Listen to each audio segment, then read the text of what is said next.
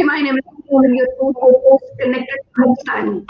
This interview series is sponsored by Rehan Foundation and Institute of Peace. और आज इस connected Pakistani के platform पर हमारे साथ मौजूद हैं मोहम्मद इमरान साजिद।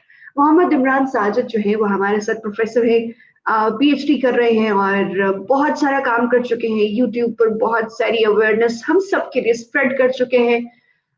एक ओवरसीज पाकिस्तानी होने के साथ साथ बहुत सारा काम कर रहे हैं। हम ये कह सकते हैं कि आज हमारे साथ जो स्क्रीन शेयर कर रहे हैं वो एक फैसिलिटेटर है जो हम सबके लिए काम कर रहे हैं, जो अपने मिशन को पूरा करने के लिए दिन रात एफर्ट करते हैं और एक ट्रू पाकिस्तानी होने का सबूत दे रहे हैं। तो आइए मुलाकात करते हैं मोहम्मद इमरान साजिद से। अस्सलाम वालेकुम सर। अस्सलाम वालेकुम। पहले तो बहुत बहुत शुक्रिया कि आपने मुझे दावत दी इस इंटरव्यू के लिए, और दूसरा आपने बहुत तारीफ की, उसके लिए भी शुक्रिया। अब मैं अपने तय थोड़ी सी कोशिश कर रहा हूँ, और जैसे कि तमाम पाकिस्तानी, हम तमाम पाकिस्तानियों का दिल पाकिस्तान में ही है, क्योंकि उसी ने हमें शनाख्त दी है, उसी ने हमें पहचान दी है और माँ धरती है इस वजह से। तो मुझे बड़ी खुशी हुई आपके प्रोग्राम में आके, और मैं कोशिश करूँगा कि अपने बारे में और जो सवाल आप के ज़हन में या दूसरे पाकिस्तानी लोगों के ज़हन में है वो मुझसे पूछें। अगर मैं उनके किसी काम आ सकता हूँ तो मुझे बहुत खुशी होगी।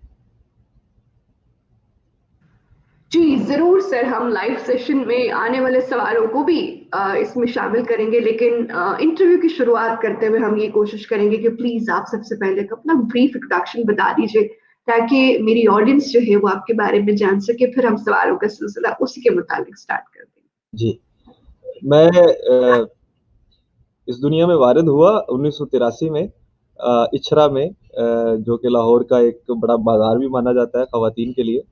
और इछरा में उस गवर्नमेंट कॉलेज समनाबाद से मैंने अपनी इब्तदाई तालीम हासिल की। मैट्रिक मैंने वहाँ से किया। फिर science college, government college of science Wahadat road से मैंने एफएससी की। फिर फॉर्म डी करने के लिए मैं पंजाब यूनिवर्सिटी चला गया। उसके बाद मैं किंग एडवर्ड मेडिकल यूनिवर्सिटी में मैंने एमफिल बायोकेमिस्ट्री किया, और फिर यूनिवर्सिटी ऑफ सेंट्रल पंजाब से एक और एमफिल फार्मास्यूटिक्स में किया, और उसके बाद मैं फुल ब्राइट पे पीएचडी करने के लिए अमेरिका आ गया। इसके अलावा थोड़ा सा तारुफ ये है कि मुझे 18 साल का जब मैं हो चुका था तो उसके बाद मुझे अपनी फाइनेंशियल इंडिपेंडेंस की ख्वाहिश भी थी और ज़रूरत भी थी, तो मैंने ट्यूशन्स पढ़ाने का आगाज़ किया। और इसके अलावा मैंने कुछ किताबें भी तर्जमा की, और अपने बहनों को और कुछ दोस्तों को इस काम पे लगाया। दारुशोर पब्लिशर और तख्लीकात पब्लिशर से वो किताबें छपी हुई हैं, 11-12 के करीब किताबें हैं। और फिर उसी वजह से मुझे किताबें पढ़ने का शौक़ बहुत हो गया, क्योंकि किताबें मुयस्सर थी बहुत ज़्यादा, तो किताबें पढ़ने का शौक़ था। और मैं समझता हूँ कि उन्हीं किताबों की वजह से, अल्लाह का शुक्र है अल्हम्दुलिल्लाह, कि ज़िंदगी में शऊर मिला और आगे बढ़ने का जज़्बा मिला, और किसी भी चीज़ को अपनी नाकामी या अपनी लिए लिमिटेशन नहीं बनाया। और मैं ये समझता हूँ कि पाकिस्तान में बहुत सारे लोग, मैं एक आम सा बंदा हूँ, मेरे जैसे लाखों लोग पाकिस्तान में मौजूद हैं, लेकिन उन तक रसाई आम आवाम की शायद उस तरह से नहीं है। जिस जो कि और जो लोग अभी करियर में हैं और ये समझते हैं कि बहुत सारी मुश्किलात हैं, यकीनन है, लेकिन हम उसे अपने आप को बेहतर कर सकते हैं। बहुत खूब। सर, इतना जो है वो एफर्ट, फिर बुक्स पढ़ना, बुक्स पब्लिश करना, इन सब के पीछे एक चीज मेरे दिमाग में आती है कि मिशन क्या था इतना सब कुछ करना और बढ़ते रहना। What is a mission in your mind? Mission, मैं क्यूरियस हूँ, इंक्विसिटिव सोल पाई, तो इर्द गिर्द जो कुछ होता था तो मैं सोचता था ज़्यादा, तो अक्सर सोचता था कि किस तरह से लोग जो है वो तरक्की करते हैं, और बहुत सारे सवाल थे मेरे ज़हन में। उन सवालों की जुस्तजू में ये काम किया, और मैं नहीं समझता कि ये मैंने खुद से किया है, ये खुद ब खुद हो गया मुझसे। और अभी तो इब्तिदा है, मैं ये समझता हूँ कि अभी तो आगाज़ हुआ है एक एक एक सफ़र का, और उम्मीद है कि इस सफ़र को मज़ीद आगे अच्छा बढ़ाएँगे और अच्छा काम करेंगे। अब अगला सवाल मैं ये पूछना चाहती हूँ, ऐसे बहुत सारे सब्जेक्ट हैं जिसमें आप पीएचडी कर सकते थे। Why you choose this field? Why you choose this profession for PhD? उसके हाँ पीछे रीजन बताइए। जी बिल्कुल। मैं फार्मेसी में पंजाब यूनिवर्सिटी में था, तो मैं pharmaceutical science like B pharmacy में दाखिला लिया। तो जब मैं पहले साल में था तो उस वक्त ही मुझे ये एहसास हो गया कि ज़्यादा अच्छा किताबें पढ़ाती हैं, क्लासरूम में कम ही पढ़ाया जाता है।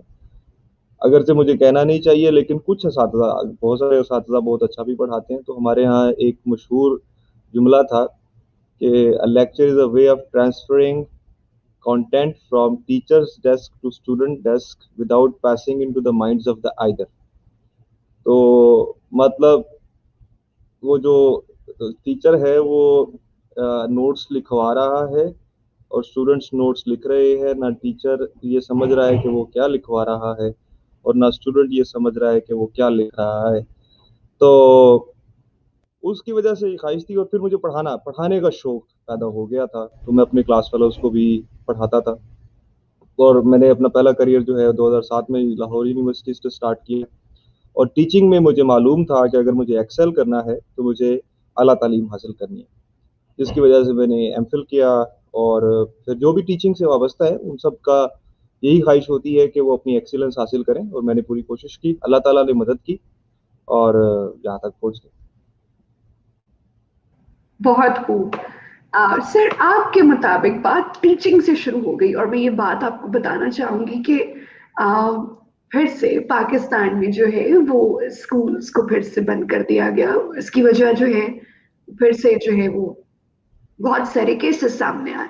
जी। और मैं ये जानना चाहूंगी कि इस सिचुएशन में हुँ, लाइक हुँ। बहुत सारे बच्चों ने जो है वो वर्चुअली पढ़ा, जूम क्लासेस हुई, गूगल क्लासेस हुई।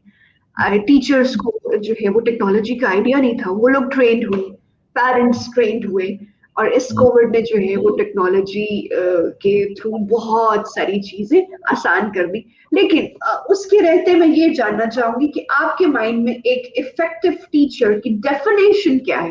बिकॉज यहाँ हम लोग टीचर वो हायर करते हैं जो कम से कम सैलरी लेकर हमारे ज्यादा से ज्यादा बच्चों को पढ़ा दे। This is the definition in Pakistan.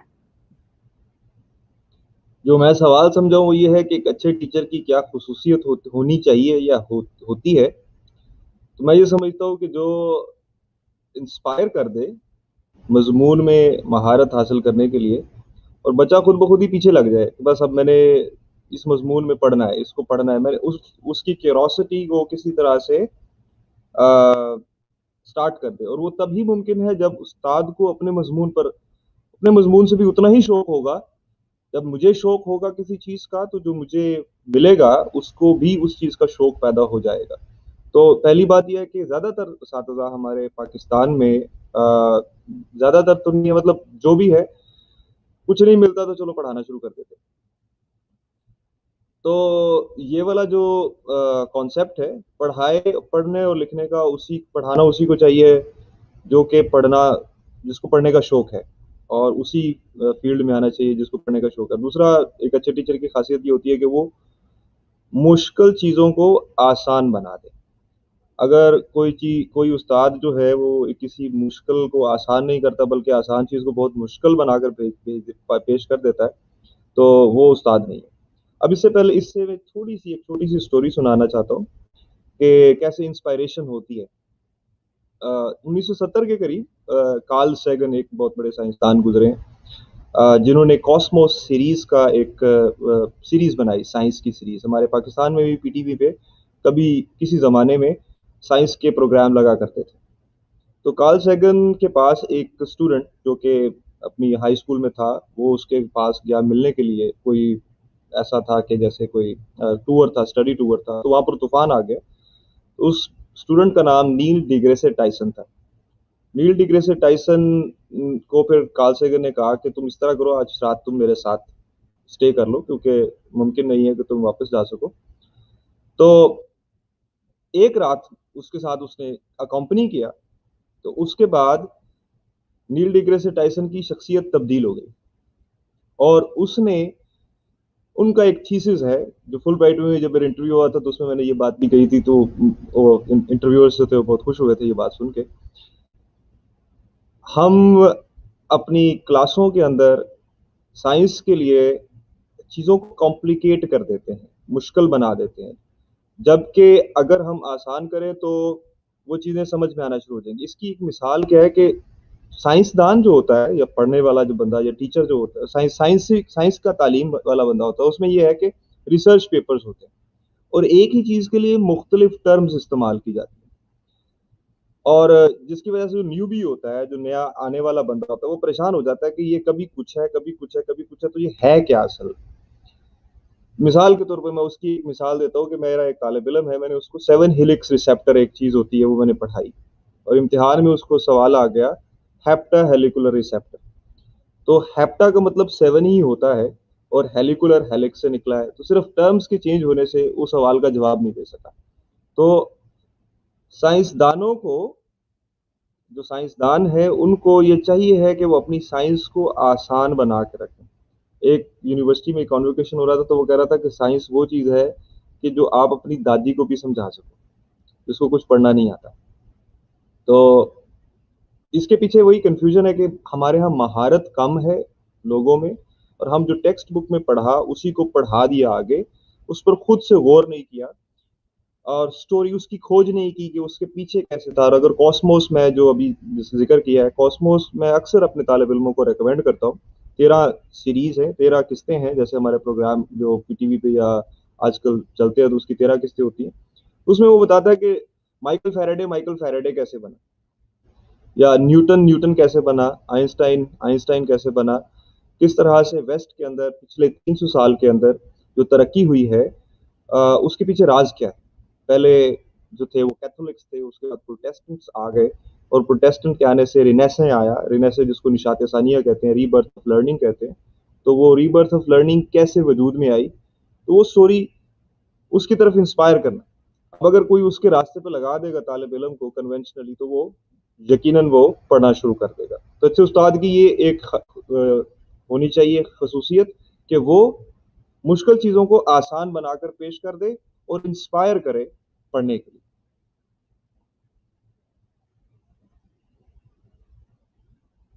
True. और सर इसके लिए क्या जरूरी है? सपोज क्लास में जाने से पहले टीचर्स को लेसन प्लान, प्रिपरेशन, किन चीजों की जरूरत है? कहानी बनाने की ज़रूरत है। सबसे पहले कहानी बनाने की ज़रूरत है। आपके ज़हन में ये मालूम हो कि आप क्या कन्वे करना चाह रहे हो और उसके आउटकम्स आप क्या चाहते हो स्टूडेंट से। अब ये कॉन्टेक्सचुअल चीज़ है, आप क्या पढ़ा रहे हो, क्या कौन-सा मज़मून पढ़ा रहे हो। मिसाल के तौर पर मैं जब बायोकेमिस्ट्री पढ़ाता हूँ, तो मैं जाके डायरेक्टली शुरू नहीं हो जाऊँगा कि बायोकेमिस्ट्री क्या चीज़ है। मैं खाने से शुरू हो जाऊँगा कि हम खाना आज क्या खाया हमने, बिरयानी खाई है। तो बिरयानी के अंदर क्या-क्या चीज़ें हैं। तो कहानी बनानी चाहिए और फिर मज़ाहिया जैसे मिस्टर चिप्स हमें एफएससी में पढ़ाया जाता है मिस्टर चिप्स, तो निमोनिक्स बनाने और निमोनिक्स बनाकर जैसे मैं अक्सर पढ़ाता हुआ कि कोलेस्ट्रॉल सिंथेसिस पढ़ा रहा हूँ कि हमारी बॉडी में कोलेस्ट्रॉल कैसे बनता है, तो मैं कह देता हूँ चलो कल सुबह फिर नहीं वो मतलब हम फैसलाबाद चलें। अब ये छोटी-सी बात है, हम फैसलाबाद चले से मैं कोलेस्ट्रॉल सिंथेसिस बना रहा हूँ, तो वो एक सिर्फ़ निमोनिक है लाइक AAHMFSL वो लफ़्ज़ है, उनसे इंस्पायर करा दिया उसको और फिर ये कि उसकी रेलेवेंस क्या है हमारी डेली लाइफ़ के अंदर और हम उसके अंदर आगे कैसे बढ़ सकते हैं। निमोनिक्स का इस्तेमाल, मज़ाहिया थोड़ा-सा ह्यूमरस होना और फिर अपने मज़मून पर दस्तरस होना। सबसे इम्पोर्टेंट चीज़ जो है कि अपने मज़मून पे जो आप पढ़ा रहे हो, उस पर आपको अगर रसाई हो, उसमें आपको महारत हो, तो फिर आप इंस्पायर कर सकते हैं लोगों को।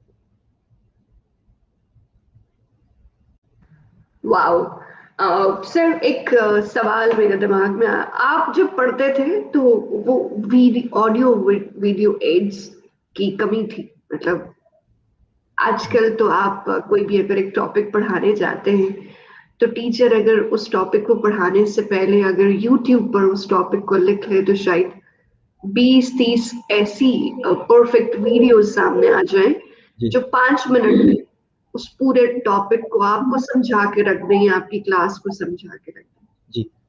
दें। सो इस एडवांस टेक्नोलॉजी के दौर में and with the help of the YouTube, teacher अपने आप को कैसे अप टू डेट, अपग्रेड और according to the new inventions or according to the new things कैसे अपडेट रख सकता है, क्योंकि ये बहुत जरूरी होता है कि बच्चा सबसे पहले टीचर से इंस्पायर हो कि माय गॉड मेरे टीचर के पास तो इतना नॉलेज है अबाउट साइंस अबाउट मैथ्स, जिसका भी सब्जेक्ट टीचर है।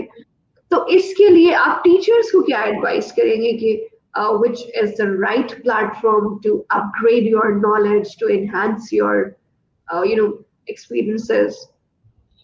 इसमें मैं टीचर से ज़्यादा सिलेबस पर तवज्जो करता हूँ कि सिलेबस जो है, यानी कि हम क्या चीज़ चाह रहे हैं बनाना।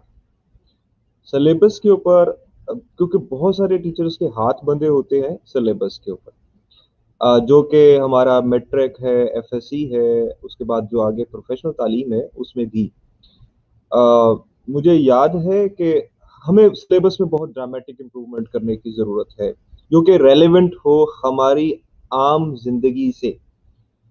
अगर हमारी आम ज़िंदगी से या इंडस्ट्री से या जिसमें कुछ फ़ायदा नहीं हो रहा और सिर्फ हम किताबें, मतलब एक मज़मून है जिसकी कोई सिग्निफिकेंस अभी नहीं रह गई है और हम वो पढ़ा रहे हैं, तो उस्ताद को तो कहा गया है कि भाई आपने ये पढ़ाना है। और जो प्रोफेशनल तालीम है, मिसाल के तौर पर फार्मेसी है, फिजिकल थेरेपी है, एमबीबीएस है, इन सब का सिलेबस जो है उसके मुताबिक ही उस्ताद पढ़ाएगा और उसके मुताबिक ही सवाल पूछे जाएंगे और उसकी एबिलिटी का जजमेंट किया जाएगा। जैसे अभी मैं यहाँ पर हूँ अमेरिका में, तो अमेरिका में कोई भी प्रोफेशन जिसका ताल्लुक सेहत से है या तालीम से है, उसको बगैर टेस्ट किए, यानी कि उसका लाइसेंस लिए बगैर कोई भी वो चीज़ प्रैक्टिस नहीं कर सकता। अगर टीचर यहाँ पर प्राइमरी स्कूल का टीचर है तो उसको भी पहले एक स्टैंडर्ड पर पूरा उतरना पड़ेगा, जिसके बाद वो क्लासरूम में दाखिल हो सकेगा। इसी तरह से एफएससी, मतलब जो हाई स्कूल है उसमें भी और आगे भी, जहाँ जहाँ तक तालीम है, और अगर आप किसी भी प्रोफेशन को प्रैक्टिस कर रहे हैं, इवन अगर आपने सिर्फ बाल काटने हैं तो उसके लिए भी लाइसेंस लेना जरूरी है। तो अच्छा, यहाँ एक सवाल है और मुझे लगता है कि जिन्होंने ये सवाल किया है ही इज ऑल्सो टीचर, और या तो इनका कोई ताल्लुक जो है वो टीचिंग से, इनके प्रोफेशन इनका हो सकता है कि बच्चे भी इनके इस चीज को फेस कर रहे हो। Is homework must for student? मतलब क्या होमवर्क जरूरी है? It's talking about the two, इसको मैं दो हिस्सों में तकसीम करती हूँ। एक होती है असाइनमेंट, लाइक आपको करनी होती है, रिसर्च होती है, फीडबैक होता है, सर्वे होता है, कंक्लूजन, डायग्राम, प्रेजेंटेशन के तौर पे आपने करना होता है। और एक होता है it's simple like a written work, आपने कॉपी से बुक से उतार के कॉपी पे लिख लेना है। और अक्सर पाकिस्तान में, माजरत के साथ जो लोग देख रहे हैं, अक्सर पाकिस्तान में पेरेंट्स को डायरी पर ये लिखा हुआ मिलता है, class work is homework, simply. Is it right? I totally disagree with it. मैं बिल्कुल समझता हूँ कि ये एक ऐसी प्रैक्टिस है जिसका खात्मा अब हो चुका हो शायद, या हो जाना चाहिए। मुझे याद है मैंने अपनी एफएससी की प्रैक्टिकल कॉपियां या इवन फार्मेसी की प्रैक्टिकल कॉपियां अपनी बहन से बनवाई। तो मुझे क्या करना है भाई, मुझे सिर्फ ये क्या करना है, ये प्रैक्टिकल कॉपी है, इस प्रैक्टिकल कॉपी पे जो कुछ लिखा हुआ है, प्रैक्टिकल कॉपी है, नाम उसका है प्रैक्टिकल कॉपी, अमली कॉपी। कि होमवर्क ये है कि आपने वो कॉपी जो है उसको सिर्फ जिस तरह से लिखा हुआ है उसी तरह से लिख देना है, और उसके बाद टीचर के पास जाके तो उसके ऊपर सिग्नेचर करवा देने हैं, और उसके अलहदा से 5 नंबर है। मुझे वो चीज बहुत बोरिंग लगती थी कि ये इसको लिखने का क्या मकसद है, मतलब मुझे कोई भी इल्म हासिल नहीं होगा, सिर्फ टाइम वेस्ट। और आ, अगर तो ऐसा होमवर्क है जिसमें सिर्फ आपको ये कहा जा रहा है कि ये चीज है, इसको इस तरह से बस लिख दो, और जैसे, और अब आगे आजकल के दौर में, चूंकि मैं आजकल फुल ब्राइट का सीजन चल रहा है, लाइक एप्लीकेशन अनाउंस हुई है कि फुल ब्राइट एप्लीकेशंस दें और जी यहाँ पर पीएचडी करने के लिए आए। फर्क क्या है कि हमारा तालिब इल्म जो कि 16 साल की तालीम हासिल कर लेता है, उसको अपना माफी ज़मीर बताना ही नहीं आता।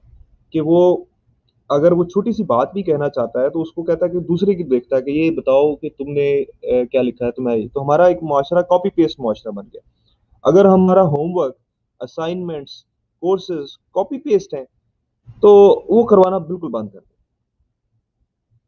कॉपी पेस्ट कल्चर हमें खत्म करना पड़ेगा। हम अपनी जिंदगियों में भी कॉपी पेस्ट कर रहे होते हैं, अपनी जिंदगी के फैसलों में भी कॉपी पेस्ट कर रहे होते हैं। बच्चे पढ़ रहे होते हैं तो हम देखते हैं कि अच्छा मेरा कजन जो है उस वो एमएससी कंप्यूटर साइंस में कर रहा है, चल तू भी एमएससी कंप्यूटर में साइंस में कर ले, तो उसकी जो करियर है उसको पेस्ट करा दिया इधर, ये जानते बगैर कि वो बच्चा क्या कंप्यूटर साइंस का है भी कि नहीं। और एक बच्चा जो कि मेडिकल में है, एफएससी के अंदर, तो प्रेशर कुकर बनाया होता है बच्चों को कि इतने नंबर लेने हैं, और नंबर गेम चल रही है मैट्रिक एफएससी के अंदर। हमारे ज़माने में तो इतने नंबर नहीं होते थे जितने अब हैं, एक 1100 में से 1000 नंबर आ रहा है, 1100 में से 1050 नंबर आ रहे हैं। तो वो सिर्फ और सिर्फ कॉपी पेस्टिंग में हम माहिर करें, और मजमून भी उसी उस्ताद भी, कई दफ़ा मैंने स्टूडेंट्स को सुना है कि सर वो ये उस हमारे जो टीचर हैं, जब तक वो हरफ ब हरफ वो ना लिखो उस वक्त तक नंबर नहीं देते। तो ये हरफ ब हरफ वाली जो कहानी है, साइंस की तालीम के अंदर या अमली तालीम के अंदर बिल्कुल काम नहीं आती। और मैंने अभी तक जो अमेरिका में मुशाहिदा किया है, अपनी बच्चियों को जहाँ पर तालीम हासिल करी है उनको भी देखता हूँ, तो वो उनको इंस्पायर करते हैं। वो पूछते हैं कि मतलब जो रेलेवेंट चीज़ें हैं, इब्तदाई तालीम इन लोगों की बहुत अच्छी है, रेलेवेंट चीज़ें हैं वो पूछते हैं, जैसे कि आपने वॉशरूम में हाथ कैसे धोने हैं, या आप अब ये बताएं कि अगर आप डिस्टर्ब्ड हैं या आपको आपके दोस्त ने डिस्टर्ब कर दिया है, परेशान कर दिया, तो आप क्या कराएंगे। वो उनको डीप ब्रीदिंग एक्सरसाइजेस करवा रहे हैं, उनको रोड साइंस की तालीम दे रहे हैं, उनको सिविक्स की तालीम दे रहे हैं। तो ये जो होमवर्क वाली, और होमवर्क ना यहाँ पर नहीं होता है। और इवन जो हायर एजुकेशन में मैं देखता हूँ तो होमवर्क्स नहीं होते, प्रोजेक्ट्स होते हैं। ये आपका प्रोजेक्ट है, ये करके आए। ये चीज है, ये करके आए। मतलब आप कुछ करके आए, ऐसा नहीं है कि आप, और उसका कोई आपको गाइड नहीं मिलेगा। हमारे यहाँ तो आई नो एमए का इम्तिहान पास करना है तो उर्दू बाजार से आपको 7 दिनों में एमए पास वाली किताब मिल जाएगी। तो जो 7 दिनों में एमए पास करने वाली जो किताब है, और आई मैंने बीए किया हुआ है खुद, जो कि मेरा ताल्लुक नहीं है, बैचलर्स ऑफ आर्ट्स किया मैंने, और वो मैंने सिर्फ, मजाक नहीं कर रहा मैं, 15 दिन की तैयारी के बाद किया था और फर्स्ट डिवीजन ली थी। और मैंने 15 दिनों की तालीम, मैंने 15 दिनों में क्या पढ़ लिया होगा, आई डोंट नो। सिर्फ वही कॉपी पेस्ट है, वो एक गाइड। मतलब मैं साइंस, मुझे याद है फारसी का इम्तिहान था, तो मैं गया साइंस कॉलेज में, एक प्रोफेसर थे उनके पास, तो उन्होंने उस फारसी की किताब में, मेरा ख्याल में 70 या 80 सफ़ों की किताब थी फारसी की, तो उसमें कुछ पैराग्राफ थे, उनको कहा कह दिया था कि इन पैराग्राफ का बस तर्जमा याद कर लो फारसी में, बाकी किताब नहीं पढ़नी है, बस यही याद कर लो, तो यही इम्तिहान में आना है और पास हो जाओगे। तो जो हमारे आर्ट्स की मजमून है, आर्ट्स की तालीम का तो बहुत ही बुरा हाल है। साइंस की तालीम में फिर भी बहुत अच्छा हाल है। हमारे जहाँ जो सोशियोलॉजी में एमए करते हैं, पाक स्टडीज में एमए करते हैं, या जो दूसरे मजामीन में एमए करते हैं, बीए करते हैं, वो तो किसी काम के नहीं है, वो बाबू है बस, और उनसे कोई भी मसला हल नहीं करवा सकते हम। और उनके साथ एक ज्यादती हम ये करते हैं कि उनको ये एहसास दिला देते हैं कि तुम तालीम याफ्ता हो, जबकि वो नहीं होते। की सबसे बड़ी एग्जाम्पल तब सामने आती है जब बच्चा या बच्ची जब कहीं भी किसी भी इदारे में इंटरव्यू देने जाता है, तो उसकी जो सबसे पहले जो उसकी सीवी है, उसका जो रिज्यूमे होता है वो कॉपी पेस्ट होता है, जिस तरह आपने पहले बोला। उन्हें नहीं पता चल रहा होता, वो मैट्रिक फेल लड़के के पास जाते हैं जो एक कंपोजर की हैसियत से नौकरी कर रहा होता है या अपना बिजनेस कर रहा होता है, उसके पास जाते हैं, बताते हैं कि मैंने ये मेरी क्वालिफिकेशन है। वो हॉबी में कुछ अजीब सा, वो जो कॉपी पेस्ट है हॉबी वही रहने देता है। अब लड़कियों की हॉबी क्रिकेट लिखी होती है, या मुझे ये बताइए इस लड़की की हॉबी क्रिकेट हो सकती है? 100 में से एक आधा का चांस हो सकता है, अगर वो लड़की जो है वो स्पोर्ट्स में इंटरेस्ट रखती है, देन अदरवाइज नहीं। और वो ऐसी ऐसी स्ट्रेंज चीजें लिखी होती हैं जो लड़कों से रिलेट कर रही होती हैं, वो हॉबीज में, इंटरेस्ट में, एक्सपीरियंसेस में लिखी होती है जो कभी बच्चियों या बच्चों ने की भी नहीं होती। और इसकी सबसे बड़ी वजह ही यही है कि ये 15 दिन वाला प्रोजेक्ट, 15 दिन में मास्टर्स कर ले, ये कर ले, वो कर ले, उसकी वजह से। अब सर मैं एक सवाल आपसे ये करना चाहूंगी इस बिहार पर। बीए मत घबराएं, पास हो जाएगा। और हमारे शाहराओं के ऊपर ऐसे ऐसे बोर्ड्स लगे हुए हैं, और जो तालीमी निज़ाम को चलाने वाले हैं वो इसको डिस्करेज नहीं करते। सर माजरत के साथ मैं एक बात शेयर करना चाहूंगी। हमारे पाकिस्तान में एडमिशन्स ही उन स्कूल्स कॉलेजेस में होते हैं जिनके स्कूल कॉलेजेस के बाहर बिल बोर्ड्स लगे होते हैं और उसमें अक्सर 25 से 30 बच्चों की तस्वीरों के साथ नीचे उनके जी, मार्क्स लिखे होते हैं। जी, हम जी, एडमिशन्स ही वहां करवाते हैं। जी, एक माइंड सेट है। हुँ, और बच्चे माँ बाप की ये ख्वाब होते हैं कि मेरा बच्चा उस स्कूल उस कॉलेज में जाए ताकि वो भी इतने नंबर ले। और उसके पीछे जो स्टोरी है वो इतनी इतनी हौलनाक और इतनी जो है वो बच्चों के कैरियर को तबाह कर देने वाली है कि वो अपने इस बिजनेस को कुछ इस तरह से देखते हैं कि उनके कॉन्टेक्ट जो हैं वो बोर्ड में होते हैं। वो बोर्ड से किसी तरह पेपर्स या तो लीक आउट करवाते हैं, अदरवाइज वो अपने बच्चों के रोल नंबर्स को कुछ इस तरह से सेटल्ड करते हैं कि वो बता देते हैं कि जी ये हमारे रोल नंबर्स हैं। एक तो इनको एग्जाम्स हॉल में थोड़ी सी रिलैक्सेशन दी जाए, दूसरा जब इनके पेपर्स चेक किए जाएं तो इनमें से कम 25 बच्चों को पूरे साहिबाल, पूरे उकाड़ा, पूरे लाहौर में इतने मार्क्स मिलना जरूरी है, उसके लिए पे किया जाता है। सो ये सारी स्ट्रैटेजी है। मैं मैं इस बात से तो मुझे नहीं मालूम कि ये कंस्पायरेसी थ्योरी है कि वैसे वाक़ई ऐसा होता है कि नहीं होता, I can not comment on it, but मैं खुद वाबस्ता रहा हूँ एक ऐसे तालीमी इदारे के साथ और मैंने वहाँ पर काउंसलिंग की है, स्टूडेंट काउंसलिंग की है। मैं अगेन समझता हूँ कि इसमें कोई मसला नहीं है, इदारे अमेरिका के अंदर भी इदारे बड़े हैं और सब लोग ख़्वाहिश करते हैं कि उन बड़े इदारों में दाखिला लें, जैसे हार्वर्ड है, प्रिंसटन है, येल है सॉरी, येल है। तो बड़े इदारे का होना कोई बुरी बात नहीं है, सॉरी।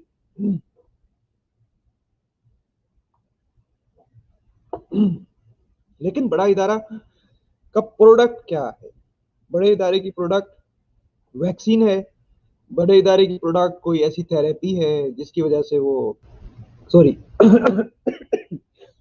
यानी कि उसने क्या किया, उस बड़े इदारे ने क्या किया है, क्या प्रोडक्ट बनाई है जिसकी वजह से वो इदारा बड़ा है। जबकि हमारे यहाँ इदारे की प्रोडक्ट ये है कि हमारे इदारे में इतने नंबर आए।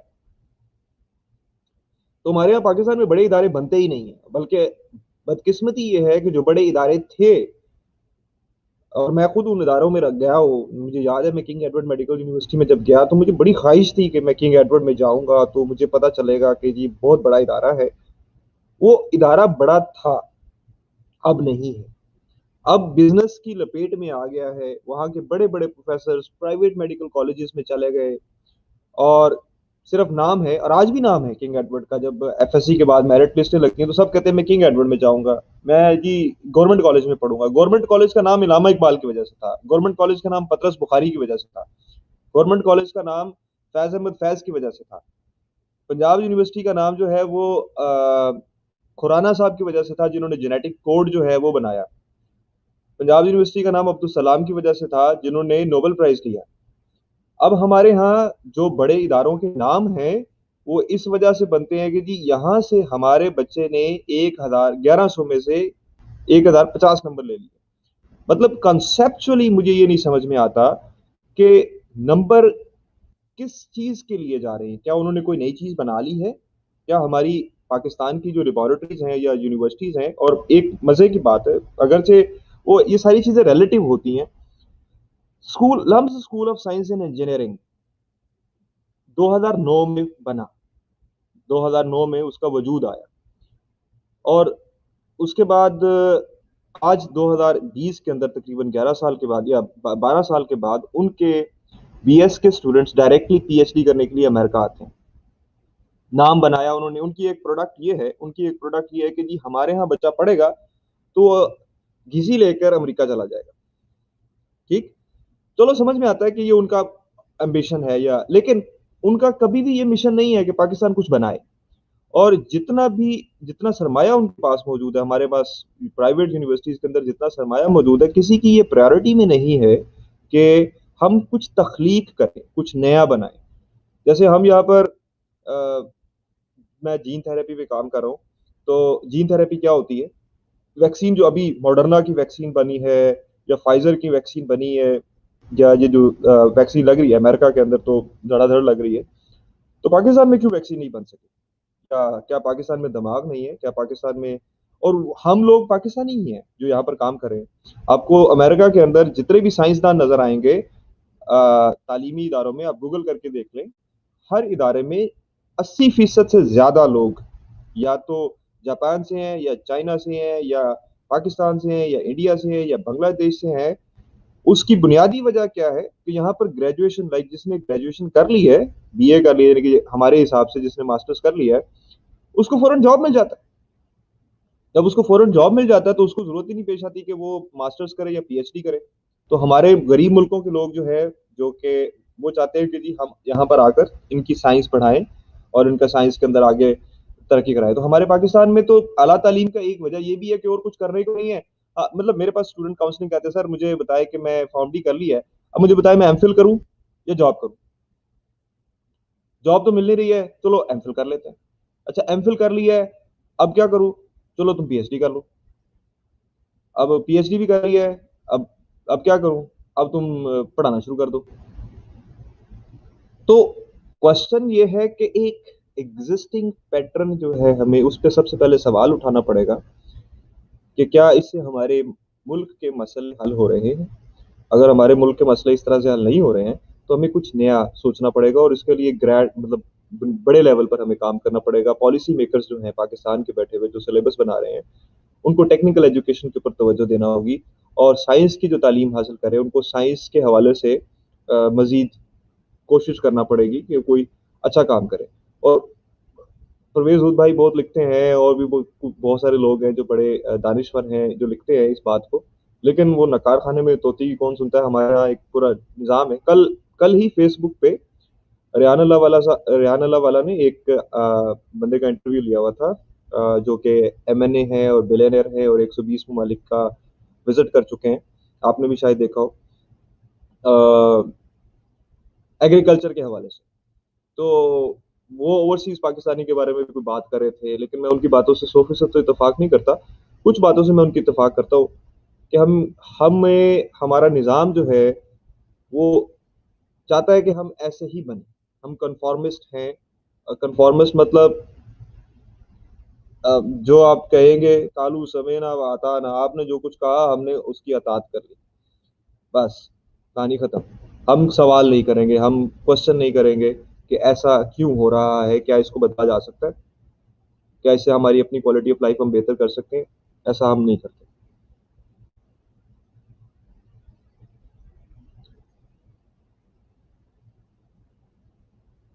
Hello, can you hear me? Hello,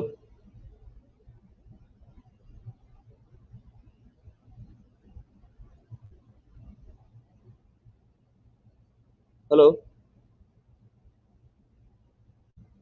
hello.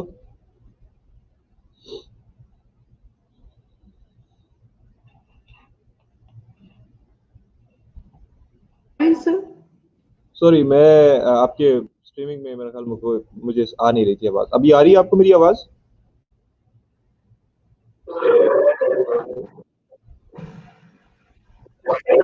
जी, मुझे आपकी आवाज आ रही है। अच्छा, बिल्कुल, मैं आपको सुन पा रही हूँ सर। जी जी। सर अभी हम एक छोटी सी कमर्शियल पे जाएंगे। उस कमर्शियल के बाद हम दोबारा से ज्वाइन करेंगे। प्लीज आप भी कहीं मत जाइएगा और मेरी ऑडियंस भी कहीं मत जाए। हम बस अभी एक छोटी सी कमर्शियल और उस कमर्शियल के बाद हम दोबारा से। हमारी फसलों को कीड़े लग रहे हैं, सही क्या करें? बस आसान करो। आसान करो हैं? सही आजकल तो दुबई के बड़े चक्कर सही, नई नई पैंट बुशर्ट सही। सही कोई हमारा भी दुबई में रोजगार करा दो सही। आसान करो। आसान करो। चाचू ये थ्योरी समझ नहीं आ रही, समझाए ना कैसे करूं? आसान करो। हैं? आसान करो? छोटे, इसमें तो बड़ा मसला है, शहर भेजना पड़ेगा। दादी आसान करो। आसान करो। वीडियो करो, आसान करो। अपनी जिंदगी की हर मुश्किल आसान करो। YouTube करो, सब आसान करो। A public service message by Rehan Foundation. Thank you everyone. Thank you for watching this informative commercial with us. और हमारे साथ मौजूद हैं मोहम्मद इमरान साजिद, प्रोफेसर हैं, पढ़ रहे हैं, पढ़ा रहे हैं, फैसिलिटेटर हैं, ट्रेनर हैं, काउंसलर हैं, भी बच्चों की काउंसलिंग पे काम करते हैं, उनको बताते हैं और टीचर्स को भी सिखाते हैं कि what is the way to teach. मैं टीचर को नहीं सिखाता, मैं तालिब हूँ। I think सर टीचर सीखना नहीं चाहते, this is the main reason। हाँ ना, टीचर सीखना चाहते होंगे, लेकिन मैं अपनी नाकाबिलियत का इजहार करता हूँ कि मैं टीचर्स को नहीं सिखा सकता, मैं तालिब इल्म अच्छा हूँ। Oh, great.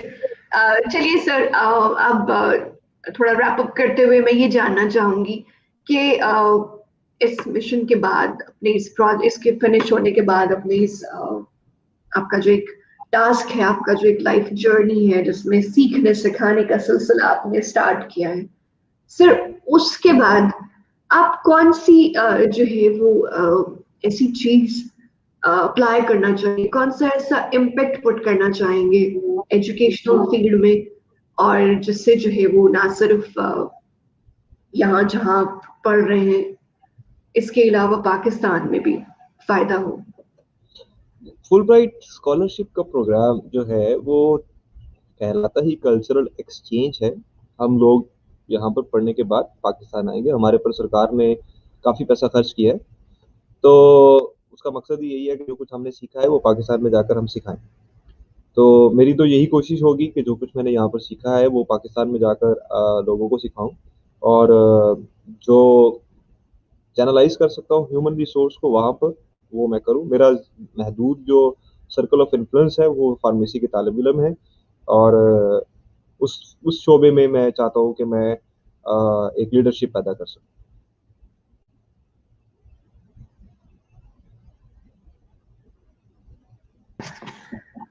इसके लिए किस तरह की हेल्प चाहिए होगी आपको, कम्युनिटी से, पाकिस्तान से, और किस तरह के लोगों की हेल्प चाहिए होगी ताकि ये प्रोजेक्ट फुलफिल हो सके?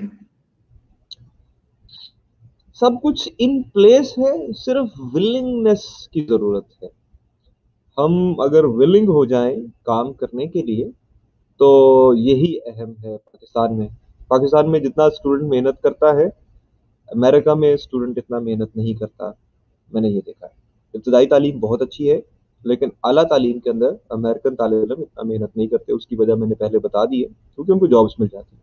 पाकिस्तान में हमें, तो मुझे अगर हेल्प की ज़रूरत होगी तो वो यही हेल्प की ज़रूरत है कि एक प्लेटफॉर्म मिले, जो कि अल्लाह का शुक्र है मेरे पास पहले से मौजूद है।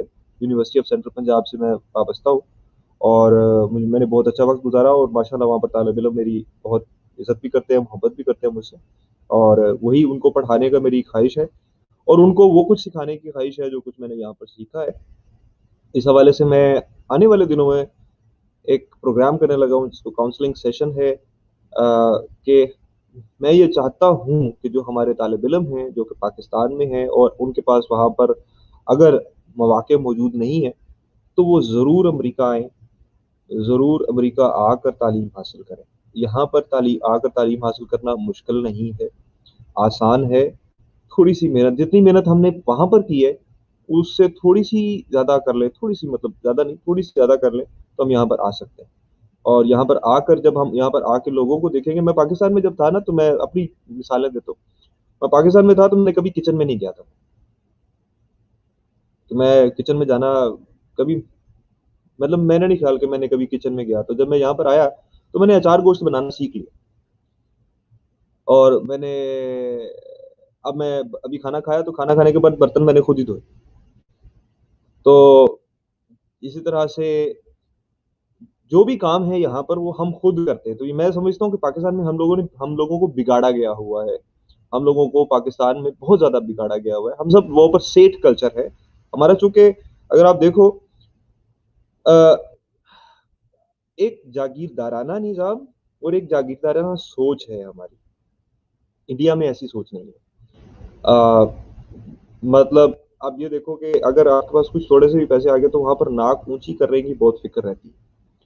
आपके पास कुछ भी है तो आप सिर्फ इसी चक्कर में रहते हो कि मैं सेठ हूँ। देखिए जी, मैं एक फ़ोन लावांगा तो काम सारा हो जाएगा।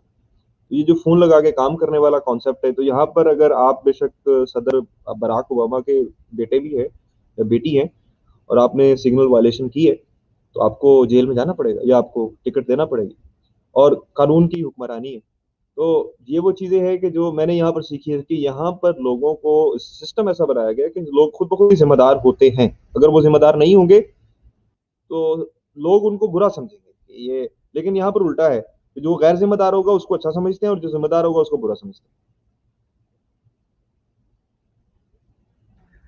हैं। सर फिर ये बताइए कि ये चीज हम कैसे इम्प्लीमेंट कर सकते हैं पाकिस्तान में कि हम बहुत इनिशियल लेवल पर जाकर अपने स्कूल्स में प्री स्कूल लेवल से ही अपने बच्चों को कैसे ट्रेन कर सकते हैं कि भाई रूल्स रेगुलेशन लॉज जिस तरह कहीं ना कहीं मेरा ताल्लुक भी टीचिंग से है, तो मैं एक तीसरी जमात के बच्चे को एसएसटी का एक सब्जेक्ट पढ़ा रही थी जो मुझे बड़ा अच्छा लगा और मैंने उसको एक प्रैक्टिकल उसकी क्लास उसी रूम में भी कराया। दिस इज उसको था कि class rules, playground rules, road rules, और वो इसको एक बहुत बड़ा अच्छा सब्जेक्ट था और बड़े अच्छे तरीके से उन्होंने उसमें नॉर्म्स बताए हुए थे कि अगर आप सड़क पर जा रहे हैं तो आपको किसी तरह कैसे दूसरी चलती हुई गाड़ी का या दूसरे चलते हुए पैदल चलते हुए राहगीर का जो है वो ख्याल रखना है और कैसे सिग्नल्स को फॉलो करना है। रेड मीन डेंजर, तो danger mean you are in danger when you cross the road. So एक बड़ी वो उनके वर्ड्स इतने अपीलिंग थे कि वो बच्चे को सेंस में समझा रहे थे कि अगर सपोज कोई बच्चा न्यूरो डेवलपमेंट डिसऑर्डर का भी है तो उसके दिमाग में लाल खतरे का निशान जाए और खतरे के निशान से अगर वो अपने माँ बाप के बगैर भी किसी एक्सीडेंटल वे से भी रोड पर चला जाता है तो उसको पता हो कि जब ये वाला सिग्नल है तो मुझे ये काम नहीं करना या मुझे यहाँ से नहीं क्रॉस करना। सो ये सब चीजें हम कैसे पाकिस्तान के हर शहरी को इंजेक्ट कर सकते हैं ताकि ये पूरा सिस्टम चेंज हो सके। अच्छा तबीब वो होता है जो सिम्टम्स के ऊपर काम नहीं करता, जब बल्कि कॉज के ऊपर काम करता है। कॉज जो है वो सोच है और सोच जो है वो हमारे पास एक तरह की हुक्मरानी का एक शौक है हमें कि हम हुक्मरानी करें। चाहे वो यहाँ पर काम वालियों का कॉन्सेप्ट ही नहीं है। पूरे अमेरिका में मैंने देखा है, यहाँ पर घरों में काम वालियाँ नहीं आती हैं, ठीक? यहाँ पर आपको घरों में कोई काम वाली नहीं मिलेगी और वही उसी के पास मिलेगी काम वाली जो कि सेलिब्रिटी होगा या जो कोई बहुत बड़ा टाइकून होगा बिज़नेस का। और यहाँ पर दूसरी बात ये है कि 90% आबादी मिडल क्लास है, ठीक है? 5% आबादी जो है वो गरीब है, 5% आबादी अमीर है। जबकि हमारे यहाँ जो पाकिस्तान का जो बेसिक कॉज़ है, इस सब जो यहाँ से उठ रहा है वो सिर्फ माइंडसेट है, सोच है। सोच क्या है कि मैंने बड़ा बनना है। हम सब वुंडेड हैं, बुनियादी तौर पर वुंडेड ज़ख्मी लोग हैं और हमारी ज़्यादातर एनर्जी तख्लीकी कामों पे लग ही नहीं सकती। बच्चों की भी नहीं लग सकती, वालिदैन की भी नहीं लग सकती, जब तक कि हम शांत नहीं हो जाते, सुकून में नहीं आ जाते कि हमें उन चीज़ों पर अपनी तवानाई खर्च नहीं करनी है जिनका किसी को कोई फ़ायदा नहीं होने वाला और उन चीज़ों पर तवानाई खर्च करनी है जिनका आज किसी को फ़ायदा नहीं होगा, शायद 50 साल के बाद बहुत सारे लोगों को फ़ायदा होगा। और यहाँ पर जो लोग थे, अगर हम जॉर्ज वाशिंगटन और इन लोगों की जो तारीख पढ़ते हैं, अमेरिका की तारीख पढ़ते हैं, तो उन लोगों ने 300-300 साल पहले बैठ के सोचा कि हम ऐसा करेंगे और हम सिर्फ आज का दिन देखते हैं कि आज की दिहाड़ी। मतलब मैंने ऐसे भी अदारों के सरबराहान देखे हैं जिनकी सोच ये है कि आज की दिहाड़ी लगी, चलो घर चलिए। तो जब प्राइम मिनिस्टर लेवल का बंदा या एमएनए लेवल का बंदा दिहाड़ी लगाने के लिए बैठा होगा, ये सोच है। तो फिर वो मुल्क तरक्की नहीं करेगा।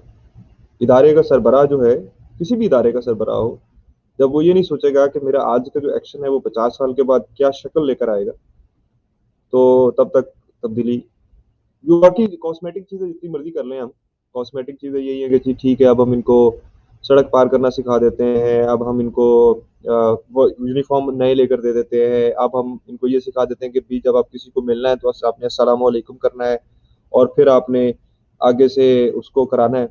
लेकिन बुनियाद जो है वो सोच है जो हिली पड़ी है, और फिर वो थोड़ी देर के लिए हो भी जाता है। मैंने देखा जब नए-नए हमारे पास पुराने जो हमारे कांस्टेबल्स थे वो खत्म हुए और नए कांस्टेबल्स आए, तो नए कांस्टेबल्स ने बड़ा अच्छा ताउन किया, लेकिन बाद में फिर वो भी वैसे हो गए। तो सिस्टम बदलने के लिए बहुत सारे लोग नहीं चाहिए होते। बहुत सारे लोग किसी भी मुल्क में बहुत सारे लोग सिस्टम चेंज नहीं करते हैं। कुछ लोग सिस्टम चेंज करते हैं और वो थिंकर्स होते हैं। और हमारे यहाँ थिंकर्स को जुतियाँ मारी जाती हैं कि तू आ गया सानू पढ़ाने वास्ते। हुन और ये बहुत सारे लोगों को सामना करना पड़ा है, इस वहाँ पाकिस्तान में करना पड़ता है। और जो लोग कहते हैं कि हम लोग पाकिस्तान से ऐसे ही आ गए, ऐसा नहीं होता कि पाकिस्तान को कोई छोड़ना चाहता है। पाकिस्तान में रहना चाहते हैं, हम भी पाकिस्तान में रहना चाहते हैं। बहुत सारे लोग पाकिस्तान में रहना चाहते हैं, मैं तो पाकिस्तान में रहूँगा भी। मैं तो सिर्फ यहाँ पर तालीम हासिल करने आया हूँ, मैं पाकिस्तान में रहूँगा भी।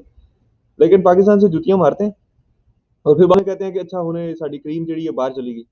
भई क्रीम नूं तुसीं बाहर खुद भेजिआ है। जब आप क्रीम को खुद ही बाहर भेजेंगे और फिर बाद में रोना शुरू कर देंगे क्रीम बाहर क्यों चली गई। तो इंसाफ की बात करते हैं, तब्दीली की बात करते हैं, तो इंसाफ का बुनियादी बात ही मसला यानी कि इंसाफ। मैंने 5वीं या चौथी जमात के अंदर इस्लामियात की किताब के अंदर अदल व इंसाफ एक मजमून था, वो पढ़ा था। तो उसमें मैंने इंसाफ, और फिर मैं चूँकि पढ़ाता भी रहा तो मैंने 3-4 दफ़ा अपनी स्कूलिंग की है, कि बच्चों को पढ़ाते हुए भी अपने आप को दोबारा पढ़ाया। तो इंसाफ का मतलब ये होता है कि जायज़ चीज़ को उसके जायज़ मुकाम पे रखा जाए, इसको इंसाफ कहते हैं। जिसको पढ़ाने का शौक है उसको पढ़ाने पे लगाया जाए। जिसको कारोबार करने का शौक है उसको कारोबार करने पे लगाया जाए। जिसको जिस चीज़ का शौक है उस पे लगाया जाए, कॉपी पेस्ट ना कराई जाए कि जी फलाने दे हुन। और बाकायदा इस चीज़ को पाकिस्तान में कहा जाता है, किया जाता है। तेनों पता तेरी कज़न दे जिहड़े ने 1000 चों 1050 नंबर आ गए ने, ते साडी नक्क कट जाएगी अगर तेरे 1000 चों 1051 नंबर नहीं आए। तो वो जो प्रेशर कुकर वाला सिस्टम है, वो भी ज़रूरी है। वो ज़रूरी क्यों है? देखो ये वेरिएबल नहीं है, ये इंडिपेंडेंट चीज़ नहीं है, ये डिपेंडेंट चीज़ है। इंडिपेंडेंट चीज़ क्या है? कॉलेज में एडमिशन का क्राइटेरिया क्या बनाया गया? नंबर।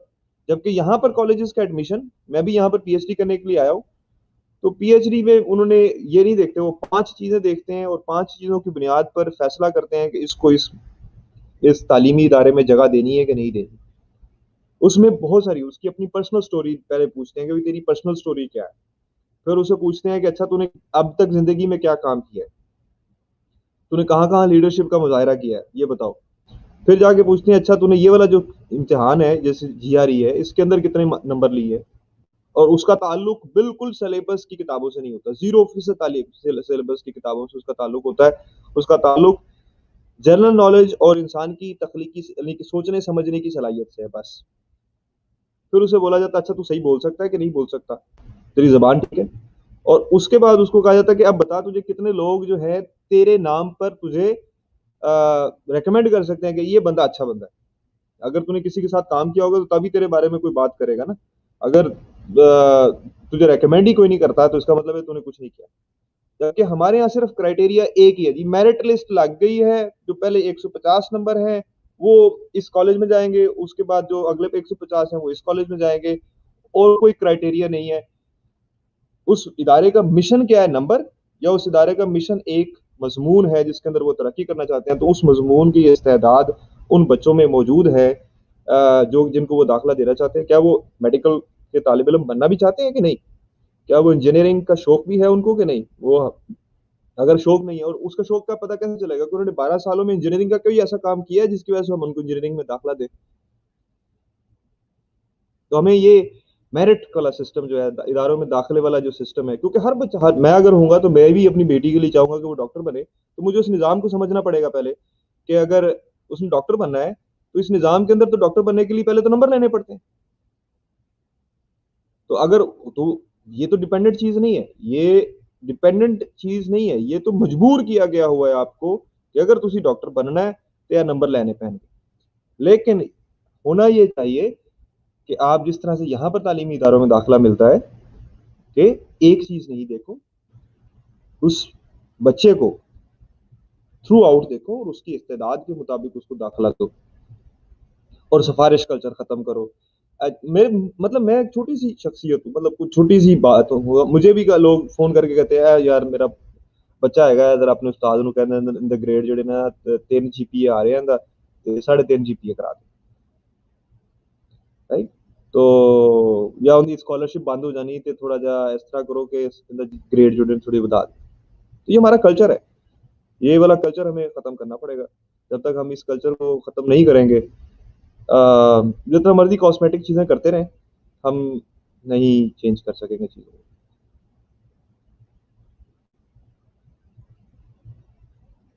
सर आखिर में मैं आपसे ये रिक्वेस्ट करूंगी कि हमारे देखने और सुनने वालों के लिए अगर आप कोई मैसेज देना चाहें, वैसे तो पूरा session he full of motivation, information और सेशंस थ्रू मैसेज रहा, लेकिन मौके की मुनासबत से और इस कनेक्टेड पाकिस्तानी के प्लेटफॉर्म के अकॉर्डिंग हम आखिरी सवाल जो है, आखिरी रिक्वेस्ट यही करते हैं कि कोई पैगाम अगर पाकिस्तानियों के लिए हो तो जरूर दीजिए।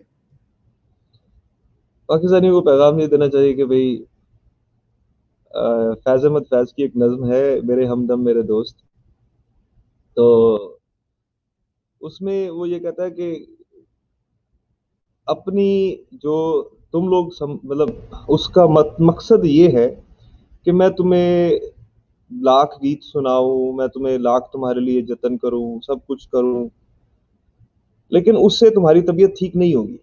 तबीयत उस निश्तर से ठीक होगी जो तुम्हारे पास मौजूद है, बस तुम्हें उसे खुद चलाना है। यानी कि सेल्फ रिलायंस पैदा करनी पड़ेगी हमें, हमें अपने अपनी सलाहियतों पर एतमाद हासिल करना पड़ेगा और इजी रास्ते, आसान रास्ते, ना सिर्फ खुद बंद कर दें, अपनी औलाद को भी ट्रेन ना करें कि आप आसान रास्ते पे चलें। आसान रास्ते से मुराद ये कि जी मैनू नौकरी करवा दो किथे, ये नहीं। आपको अगर नौकरी लगवाने की जरूरत नहीं है, अगर आपके अंदर कुछ है तो आपको नौकरी खुद ब खुद ही मिल जाएगी। अल्लाह का शुक्र है, अल्हम्दुलिल्लाह, जब से मैंने काम करना शुरू किया उस वक्त से लेकर आज तक मैं कभी भी अनएम्प्लॉयड नहीं रहा। तो और कोई भी अनएम्प्लॉयड नहीं रह सकता अगर काम करना चाहता है। पाकिस्तान में सिर्फ और सिर्फ अनएम्प्लॉयड लोग इस वजह से हैं कि अगर मैं नौकरी की थी तो मेरी खाला की कहेगी, मेरी फूफी की कहेगी, मेरी चाचा की कहेगा, मेरा ताया की कहेगा, अच्छा तो हुण फार्मेसी करके दुकान ही खिलोना है, दुकान च लै हुण तो फार्मासिस्ट बन के तो दुकान गोलियां ही बेचेगा, एक ही तो मैट्रिक पास बंदा भी कर लेंदा, ठीक है ना। तो ये वाला कॉन्सेप्ट हमें चेंज करना पड़ेगा। हर काम करें, शौक से करें, पाकिस्तानी बनने पर फख्र महसूस करें।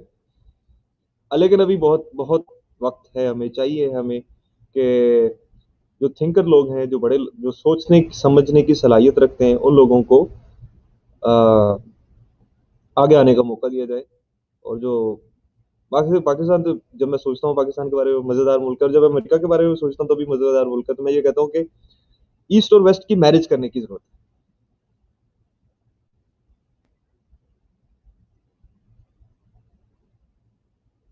अच्छा, अगर ये हम पैगाम सबको बहुत पसंद आएगा sir.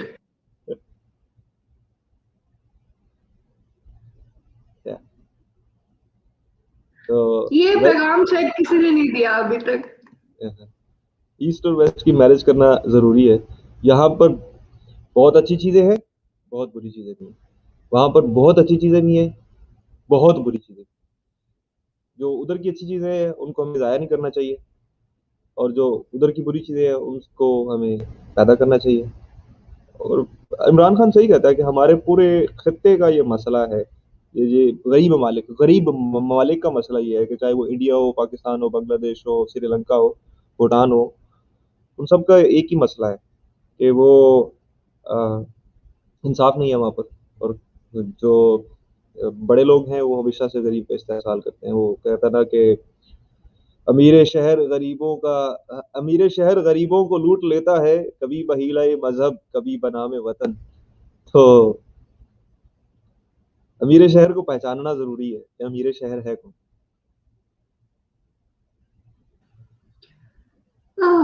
True, it's true.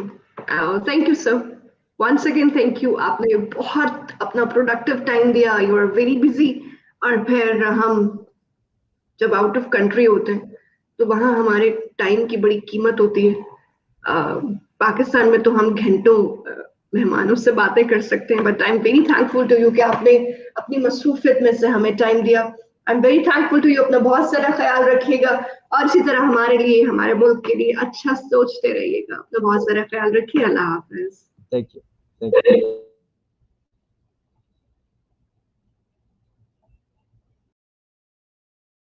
Thank you, everyone. Thank you for watching this informative session with Muhammad Imran Sajid.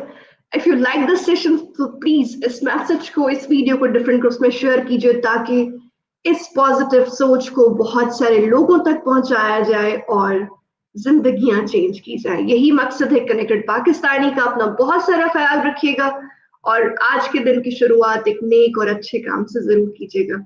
Allah Hafiz.